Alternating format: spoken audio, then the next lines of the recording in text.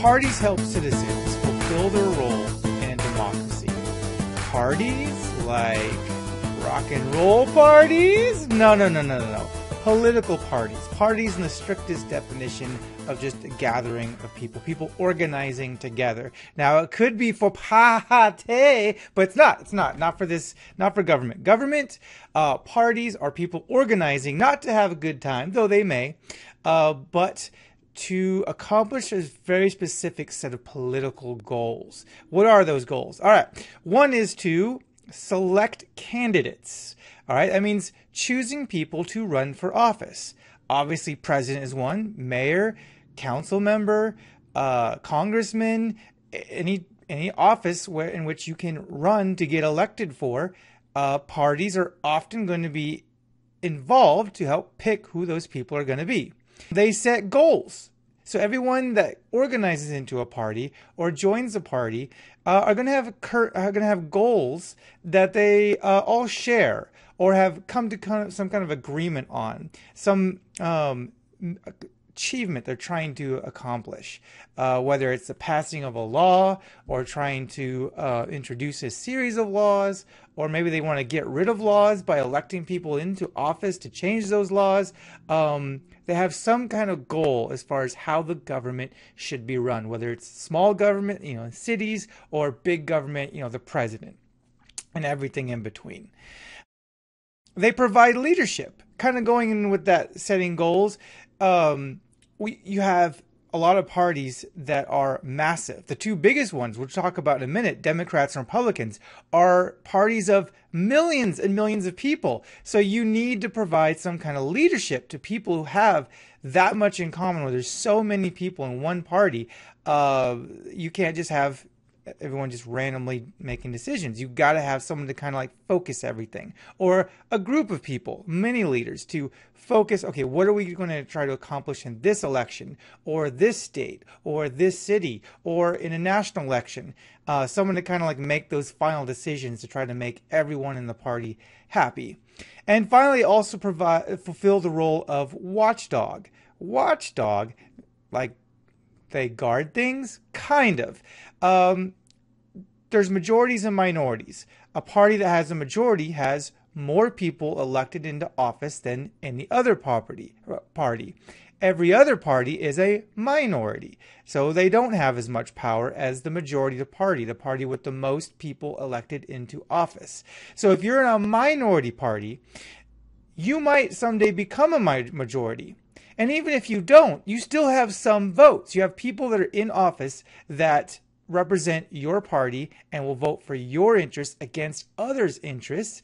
So you're kind of like the watchdog to make sure that whoever has the most power doesn't get out of control with it, doesn't let it get to their head, doesn't start making decisions that are hurting people outside of their party too much. Because even though they are the majority party, that doesn't mean Americans not in that party should be ignored. So that's why minority parties are watchdogs, trying to call attention to the big parties, the majority parties, if they get out of hand, if they start crossing lines that maybe they shouldn't cross with their their bill presentations, their bill proposals. Republicans versus Democrats. Now, Republicans and Democrats are the two major parties in politics. If you join one of them, you are probably going to see more success in getting who you want elected than anybody else. However, if you don't like who either party is choosing to run for office, then you do have other choices, and I highly encourage you to investigate them. But whether you're a member of these groups or not, you need to know them. If you're part of them, you should understand who you're joining. If you're not going to join either one, you're going to join an independent party, then you need to know who you're up against, because this is who you will be running against. This is who candidates you support will be facing. This is the opposition. So Democrats, a little history first. We're started in 1828. The first Democrat was Andrew Jackson, who was a president in our past. They were supported by plantation owners, which were slave owners. Basically, if you were in favor of slavery and you owned slaves, you would have supported the Democrats in 1828.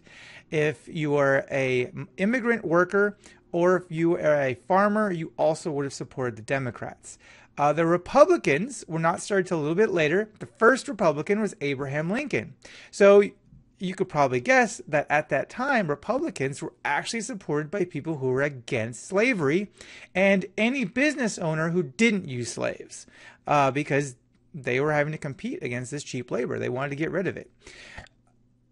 They were also they were also the replacement for a party that no longer exists called the Whig Party, WHIG. So what's the difference between these parties now? Because the history has changed. Over history, where they started and where they are now is very, very different. Many people who support them now and find that history are very different, because now Democrats are much more supported by minorities like African Americans, and Republicans have mostly lost the support of non-whites. Whether that's fair or not, that's for you to decide, but that is the perception of the two parties today. Democrats generally, now there are exceptions, but Democrats generally believe that the federal government should bear a lot more responsibility in maintaining social programs. So they should be actively involved in creating the jobs. The federal government should be having a strong focus on healthcare, pay, education, economic opportunities, public schools. They should be heavily involved in that.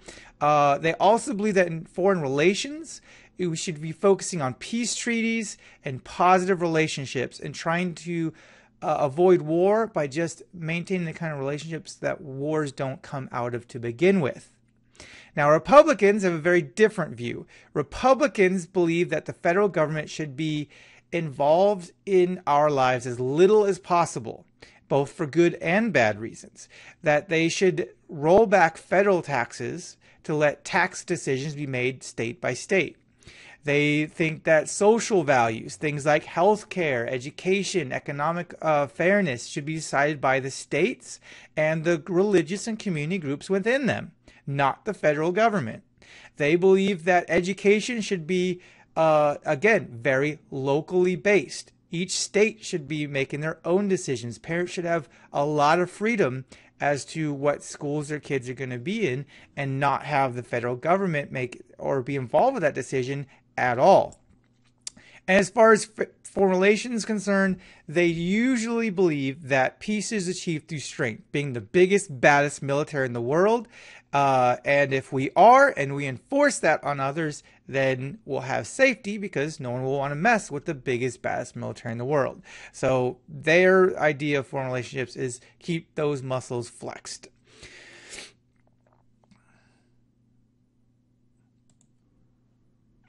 Party strength. Why are these two parties so strong? Why are other parties not involved into the same level as they are? Two major reasons. First is patronage. Patronage means financial support. There's a lot of extremely, extremely wealthy people funneling millions and billions of dollars into these two parties. Now, the other parties get money too, but patronage. The more money you have, the more ads you can buy, the more travel expenses that you can afford to get your candidates out to see the most people as possible, to get their message across to the most people possible. That's patronage. Then there's voter loyalty. These two parties have been around since the mid or early 1800s. These are old parties. People get so wrapped up into their party that they raise their kids into that party, and then they raise their kids, so that people just become loyal to these parties because, well, their whole family always has been. And so they don't want to change to another party because that's the only party they've ever really known, and they've been taught to not trust any other parties. And as a result, they play the central role in election campaigns. These two parties, because they have so much voter loyalty and so much patronage, that it's hard to crack into the electoral system and elect someone into office that's not a Republican and is not a Democrat, because nobody has the patronage and voter loyalty of these two parties.